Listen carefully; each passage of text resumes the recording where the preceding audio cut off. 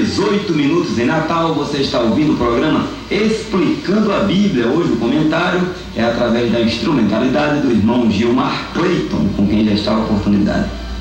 Amém, meus queridos. Nós paramos aqui no versículo número 5 e diz assim, os versículos 5 e 6. E também Ló, que ia com Abrão, tinha rebanhos e vacas e tendas, e não tinha capacidade da terra para poderem habitar juntos, porque a sua fazenda era muita, de maneira que não podiam habitar juntos. Ló, ele havia acompanhado Abrão por todo o caminho e também foi muito abençoado por estarem acompanhando o seu tio Abrão. Ao juntarem suas riquezas e seguirem seus caminhos juntos, vieram aí os problemas da convivência, entre eles. A riqueza de Abrão e Ló estava ocupando muito espaço, tanto físico quanto espiritual também na vida deles. A terra ela não podia sustentar a ambos, Veja que o problema não era dividir uma herança, o que por muitas vezes causa muitas brigas entre as famílias, essa divisão do dinheiro de um líder da família, O problema aqui era dividir as terras, e o que traria muitas contenções e muita renúncia por parte de alguns deles ali. E alguém haveria de renunciar a muita coisa. E isso foi a causa mesmo do problema que surge no versículo de número 7. E houve contenda entre os pastores do gado de Abrão e os pastores do gado de Ló. E os cananeus e os fariseus habitavam então na terra. Começam aqui os conflitos, observemos que os conflitos não eram entre Abrão e Ló, mas sim entre os seus pastores, os administradores ali do seu rebanho, e se estendendo aparentemente aqui aos moradores da terra, os cananeus, fariseus aqui que habitavam aquela terra ali. É possível que estivesse havendo ali uma competição ali entre os pastores de Abrão e Ló, e isso estava levando ali a um crescimento magro, raquítico ali entre eles. Eles não estavam mais no Egito, de onde extraíam ali a sua riqueza, as negociações ali altas, e agora aparentemente não estavam querendo unir as suas riquezas, os pastores, os administradores. Daí o surgimento dessa competição. No versículo número 8 nós temos uma proposta bem bonita aqui por parte de Abrão, a iniciativa, E disse Abrão a Ló: ora, não haja contenda entre mim e ti, e entre os meus pastores e os teus pastores, porque irmãos somos. Abrão, ele se antecipa ao problema, Tem uma palavra que resume bem essa ação de Abrão, que é proatividade. Proativo, é aquele homem ou mulher que ele, por antecipação, ele adota medidas para evitar ou resolver futuros problemas. E essa é a grande busca das grandes empresas da atualidade, Profissionais que sejam proativos. No reino de Deus também isso pode ser aplicado, Podemos evitar muitos problemas futuros se tomarmos essa ação de prevermos assim as dificuldades que teremos devido às decisões tomadas no presente momento. Tem um pastor amigo nosso que gosta muito dessa expressão, visão de águia, um grande apresentador de programa de manhã logo cedo, que gosta muito dessa expressão, a visão de águia. Abrão, ele mostra que as coisas que uniam a seu sobrinho eram muito mais valiosas do que aquilo que eles estavam dividindo, O professor Danilo, ele conta um testemunho de um pastor que havia comprado um carro que na época era top de linha esse carro, e ele não tinha nem inaugurado esse carro. Ele teve que sair para uma viagem a trabalho, e ao retornar, a primeira coisa que ele vê é um sol desenhado ali na pintura do carro, com os olhinhos, o nariz, a boca. Provavelmente tenha sido causado por um dos seus filhos ali, um solzinho desenhado na pintura do carro. Na hora veio aquela raiva, a vontade de brigar com o menino, mas aí Deus teve misericórdia daquele pastor e falou ao seu coração e disse: o carro foi feito para usar, mas a sua família foi feita para amar. E ali ele ouviu a voz do Senhor, e ao que parece ele começou até a achar bonito aquele sol riscado ali na pintura do carro, assim conta o nosso querido professor. Amados irmãos, a gente deve deixar realmente esse apego desenfreado pelas coisas materiais.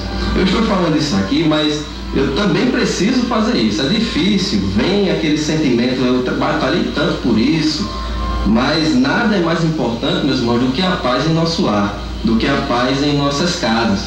E se for necessário tomar uma atitude como a que Abraão tomou, tomemos essa atitude, mas que façamos como Abraão fez, na paz, sem a ganância, sem vislumbrar ali o interesse próprio, mas deixemos essas questões terrenas de que eu batalhei, eu briguei por isso, eu gastei muito dinheiro nisso aí, vale muita coisa. Não, o mais importante em nossas vidas são o amor, a difusão da paz em nosso lar. O versículo de número 9 ele diz: não está, Abrão ainda conversando com seu sobrinho Ló, não está toda a terra diante de ti? Eia, pois, aparta-te de mim. Se escolheres a esquerda, irei para a direita, e se a direita escolheres, eu irei para a esquerda. Ló poderia escolher o caminho da direita ou da esquerda à sua vontade. Ló era um homem mais jovem, né, e de acordo com o padrão e a cultura da época, seria forçado a escolher as terras menos apropriadas, mas Abrão ele abre mão disso. Ele abre mão dessa escolha da melhor terra e deixa na mão ali do seu sobrinho. Nós nunca fazemos um bom juízo assim, espiritual das coisas quando estão envolvidas questões de dinheiro, né? Principalmente quando o nosso coração está voltado intrinsecamente para aquela questão do valor material daquela coisa. Mas Abrão ele demonstra que saber separar bem a questão dos valores materiais, que estão muito abaixo dos valores espirituais, dos valores dos padrões do fruto do Espírito, né, aplicando para a nossa vida como igreja. Nós sabemos diferenciar isso aí, é o que nos diferencia de sermos pessoas sábias, pessoas que sabemos conviver com as demais pessoas. O versículo número 10, nós estamos dizendo o seguinte: e levantou Ló os seus olhos e viu toda a campina do Jordão, que era toda bem regada, antes de o Senhor ter destruído Sodoma e Gomorra, e era como o jardim do Senhor, como a terra do Egito quando se entra em Zoar. Ló ele era um verdadeiro filho de Deus, né? Os irmãos que tiveram a oportunidade de abrir as suas Bíblias em casa, abram aí na segunda epístola de Pedro, no capítulo número 2, os versículos 5, 6, 7, 8 e 9. Segunda de Pedro, capítulo 2, versículo 5. E não perdoou ao mundo antigo, mas guardou a Noé, pregoeiro da justiça, com mais 7 pessoas, ao trazer o dilúvio sobre o mundo dos ímpios. Condenou a subversão das cidades de Sodoma e Gomorra, reduzindo-as a cinza e pondo-as para exemplo aos que vivessem impiamente. E livrou o justo Ló, enfadado da vida dissoluta dos homens abomináveis, porque este justo, habitando entre eles, afligia todos os dias a sua alma justa, pelo que via e ouvia sobre as suas obras más. Nós temos aqui o próprio apóstolo Pedro, né, escrever essa segunda epístola, dando testemunho acerca de Ló.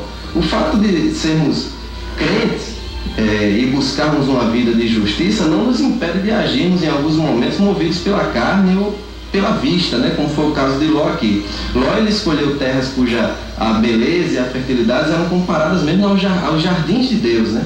Fiquemos sempre alerta, meus irmãos, para mortificarmos mesmo a cada dia essa nossa vontade, né? Ló, por ser justo, ele sofreu muito por sua má decisão e, consequentemente, sua família também sofreu. Muita gente condena Ló, crucifica verdadeiramente Ló como se ele fosse puramente carnal.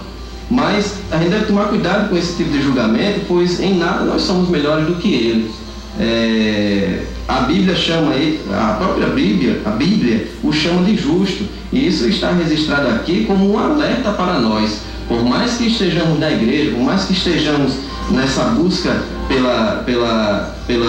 por uma vida espiritual fortalecida, tomemos cuidado que sempre essa vontade da carne, ela quer prevalecer, sempre a ilusão da vista, a concupiscência mesmo dos olhos, ela quer prevalecer em nossas vidas, e o nosso objetivo como cristãos é cada dia mais mortificarmos essa nossa vontade. O versículo de número 11 diz assim: então Ló escolheu para si toda a campina do Jordão, e partiu Ló para o oriente, e apartaram-se um do outro. Ló ele estava em um momento realmente de fraqueza, né? Ele estava resolvido a prosperar mesmo materialmente e não se importava com o que era apropriado fazer.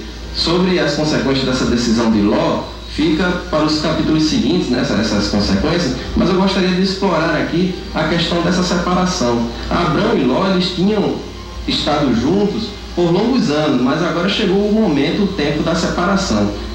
Eventos, né, mais poderosos que eles não tinham previsto, tinham assumido o controle da situação. Todas as famílias cujos membros têm sido obrigados a se separar sabem o que isso significa. Abrão e Ló separaram-se como bons amigos, pois a generosidade de Abrão havia garantido isso. Lembremos sempre disso, meus irmãos, a generosidade, ela sempre torna um caminho mais suave, mesmo que isso implique a uma perda de algo material de nossa parte, mas nunca percamos a questão de uma vida espiritual plena em Cristo de vista. A gente vê, irmão, que a escolha de Ló, o grande prejuízo, ou um dos grandes prejuízos, eu diria que talvez o maior, foi ele não ter tido assim tino para perceber que aquele ambiente não era assim favorecedor para formar o caráter de suas filhas. A gente vai ver isso no decorrer das explicações que vão vir aí nos outros dias. Eu quero contar um testemunho. Quando eu casei, a gente ia comprar a primeira casa, aí Marinei, 30 anos atrás, você ainda não tinha nascido. E eu tinha uma casa para comprar na Zona Norte e uma para comprar lá no canto do Mangue, no Marumim.